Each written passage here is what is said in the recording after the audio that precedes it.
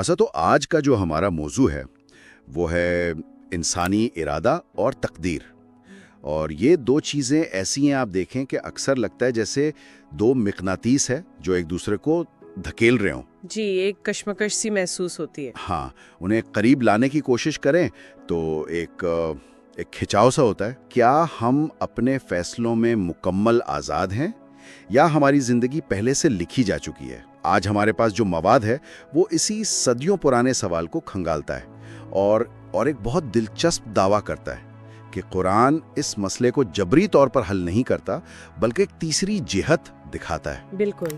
جہاں یہ دونوں تصورات یعنی ارادہ اور تقدیر ہم آہنگی سے موجود ہیں. آج ہماری کوشش اسی جہت کو سمجھنے کی ہے. اور یہ واقعی ایک گتھی کو سلجھانے جیسا ہے، کیونکہ یہ صرف ایک آپ کہیں فلسفیانہ بات نہیں ہے. بالکل نہیں.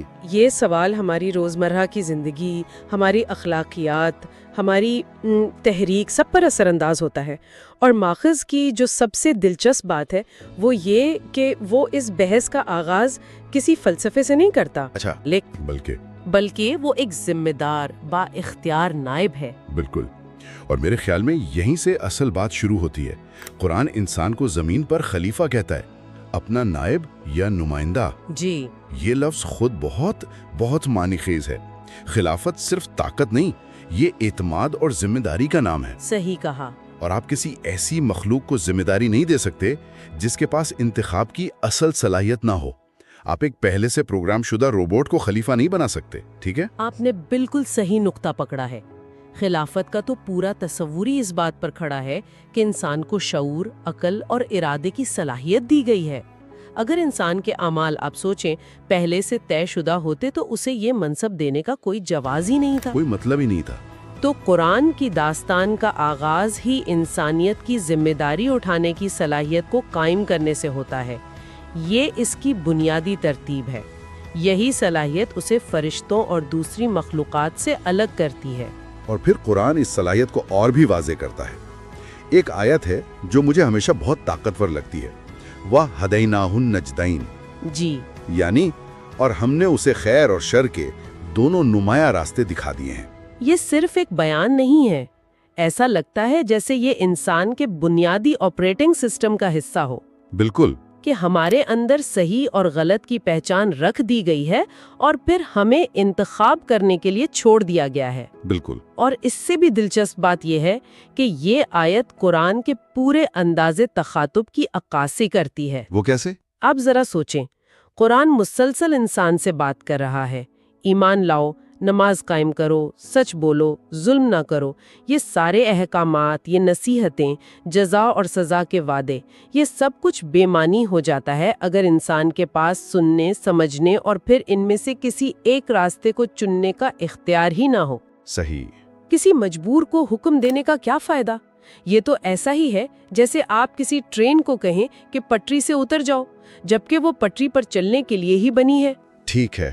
تو خلیفہ ہونے کا تصور اور خیر و شر کے راستے دکھائے جانے کی بات، یہ دونوں مل کر انسانی اختیار کی ایک بہت مضبوط بنیاد فراہم کرتے ہیں. جی.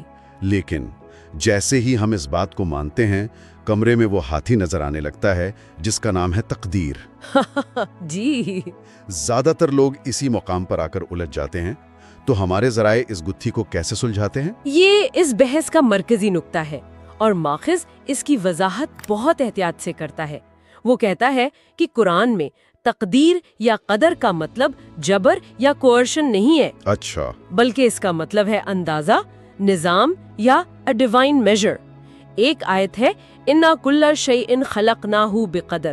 اس کا مطلب یہ ہے کہ کائنات کی ہر چیز ایک الہی منصوبے اور توازن کے تحت کام کر رہی ہے، اور خود انسانی اختیار بھی اسی الہی نظام کا ایک حصہ ہے. اسی نظام کا حصہ ہے. جی.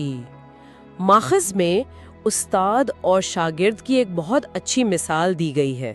جی، کہ ایک تجربہ کار استاد کو اپنے تجربے کی بنیاد پر معلوم ہوتا ہے کہ کون سا طالب علم محنت کرے گا اور امتحان میں کامیاب ہوگا، اور کون سا نہیں کرے گا اور ناکام ہو جائے گا. بالکل. لیکن استاد کا یہ جاننا طالب علم کو محنت کرنے یا نہ کرنے پر مجبور تو نہیں کرتا. بالکل نہیں. طالب علم کا فیصلہ پھر بھی اس کا اپنا ہوتا ہے. استاد کا علم نتیجے کا احاطہ تو کرتا ہے لیکن اس کا سبب نہیں بنتا۔ لیکن اس مثال کی بھی ایک حد ہے نا؟ ایک استاد کا علم تو ماضی کی کارکردگی کی بنیاد پر ایک پیشن گوئی ہے، صحیح، لیکن ماخذ تو خدا کے علم کو مطلق اور ازلی قرار دیتا ہے، جو وقت کی قید سے آزاد ہے۔ زیادہ تر لوگوں کے لیے اصل الجھن یہی ہے۔ تو یہ مواد اس الہی علم کی نوعیت کے بارے میں اس مثال سے آگے بڑھ کر کیا کہتا ہے؟ یہ بہت گہرا سوال ہے۔ ماخذ یہ واضح کرتا ہے کہ الہی علم اور انسانی جبر میں فرق کرنا ضروری ہے۔ اللہ کا علم ایک اسکرپٹ کی طرح نہیں ہے جسے ہم ادا کرنے پر مجبور ہیں، اچھا، بلکہ یہ حقیقت کا علم ہے۔ یعنی اللہ یہ جانتا ہے کہ ہم اپنے اختیار کو استعمال کرتے ہوئے کیا انتخاب کریں گے۔ اس کا علم ہمارے انتخاب کا نتیجہ ہے، اس کا سبب نہیں۔ اس کو یوں سمجھیں کہ اگر آپ ایک فلم کو دوسری بار دیکھ رہے ہیں تو آپ جانتے ہیں کہ آگے کیا ہوگا، لیکن آپ کا جاننا فلم کے کرداروں کو ان کے عمل پر مجبور نہیں کر رہا۔ وہ تو وہی کر رہے ہیں جو انہیں کرنا ہے۔ جی، اللہ کا علم اس سے کہیں زیادہ کامل ہے۔ وہ ہمارے فیصلوں کو ان کے ہونے سے پہلے ہی جانتا ہے، لیکن اس کا جاننا ہمارے ارادے کی آزادی کو ختم نہیں کرتا۔ تو اگر میں آپ کی بات صحیح سمجھاؤں تو خدا کا علم ایک آئینہ ہے جو پوری حقیقت کو دکھاتا ہے، نہ کہ ایک ہاتھ جو کٹھ پتلیوں کو نچا رہا ہے۔ کیا خوب کہا آپ نے۔ اور اسی منطق کو آگے بڑھائیں تو دنیا کے دارالامتحان ہونے کا تصور سامنے آتا ہے۔ بالکل۔ قرآن بار بار کہتا ہے کہ زندگی اور موت کو اس لیے بنایا گیا لیبلوکم، یعنی تاکہ وہ تمہیں آزمائیں کہ تم میں سے کون بہتر عمل کرتا ہے۔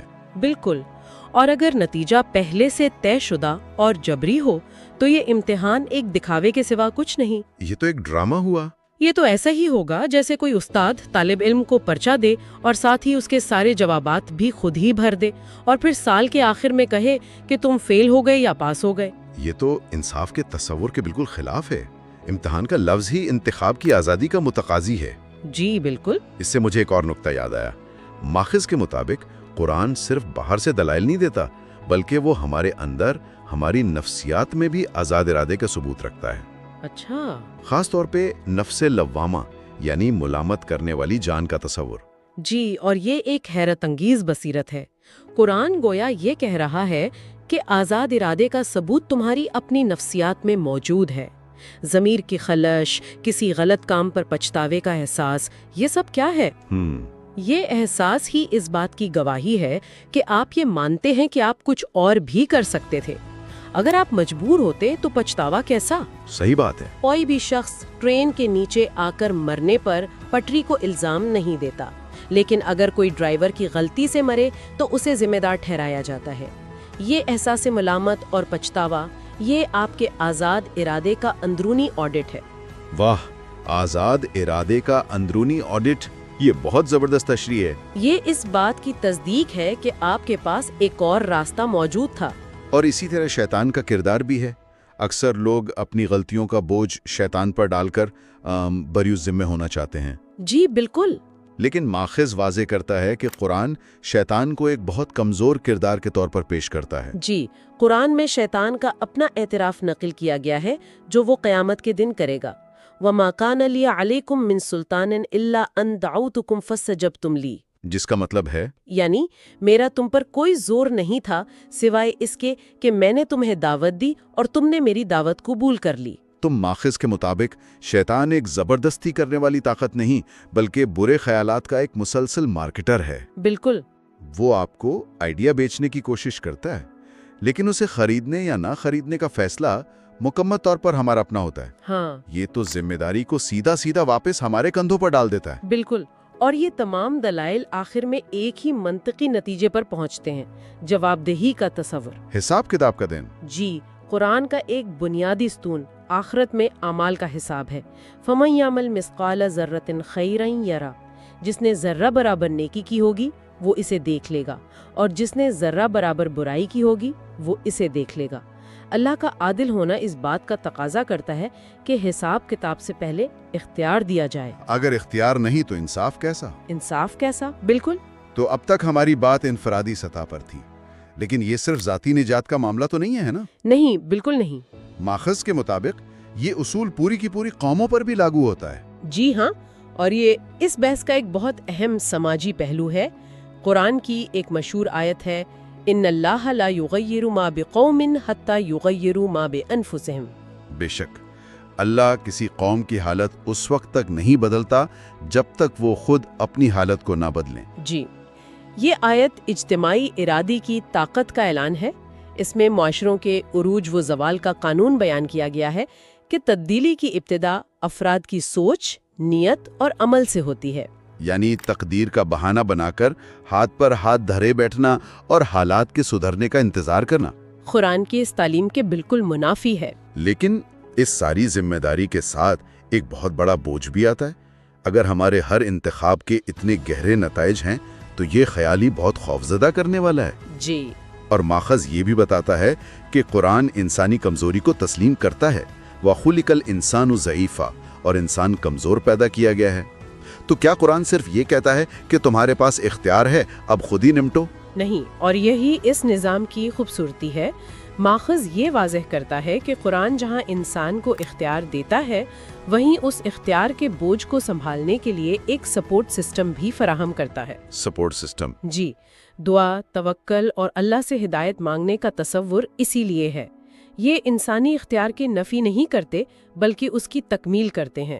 یہ اس بات کا اعتراف ہے کہ ہاں، فیصلہ میرا ہے، لیکن اس فیصلے کو صحیح کرنے کے لیے مجھے ایک لامحدود طاقت کی مدد، رہنمائی اور رحمت کی ضرورت ہے۔ تو یہ ایک طرح سے انتخاب کے نفسیاتی بوجھ کو سنبھالنے کا ایک روحانی فریم ورک ہے۔ بالکل صحیح۔ تو اگر ہم اس ساری گفتگو کو سمیٹیں تو ہم نے دو مخالف نظر آنے والی قوتوں سے بات شروع کی تھی، ارادہ اور تقدیر، اور اب ایسا لگ رہا ہے کہ وہ مخالف ہیں ہی نہیں، وہ مختلف جہتوں میں کام کرتی ہیں۔ جی، اللہ کا علم اور اس کا نظام وہ وسیع تناظر ہے، وہ سٹیج ہے جس میں سب کچھ ہو رہا ہے، اور ہمارا انتخاب اس سٹیج پر ہمارا کردار ہے۔ میں اس سے پوری طرح متفق ہوں۔ خلاصہ یہی ہے کہ قرآن ایک متوازن راستہ دکھاتا ہے۔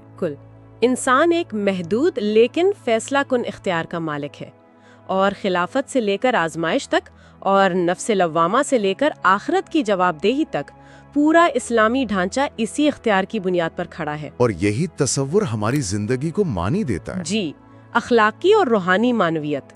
یہ ہمیں بتاتا ہے کہ ہمارے فیصلے، ہماری نیتیں اور ہمارے اعمال، یہ سب واقعی اہمیت رکھتے ہیں۔ تو اس گفتگو کے آخر میں ہم اپنے سامعین کے لیے ایک سوال چھوڑنا چاہیں گے۔ ماخذ اس بات پر زور دیتا ہے کہ صبر، تقوی اور ضبط نفس جیسی خوبیاں ارادے کی مشق ہیں۔ اگر ایسا ہے تو اس کا ذاتی ترقی کے لیے کیا مطلب نکلتا ہے؟ کیا روزمرہ کے چھوٹے چھوٹے فیصلے جیسے غصے کو پی جانا، سچ بولنا یا اپنے وقت کو بہتر طریقے سے استعمال کرنا، کیا یہ محض عام سے کام ہے، یا پھر یہ اس بنیادی انسانی صلاحیت یعنی ارادے کے پٹھوں کو مضبوط یا کمزور کرنے کی ایک مسلسل ورزش ہے؟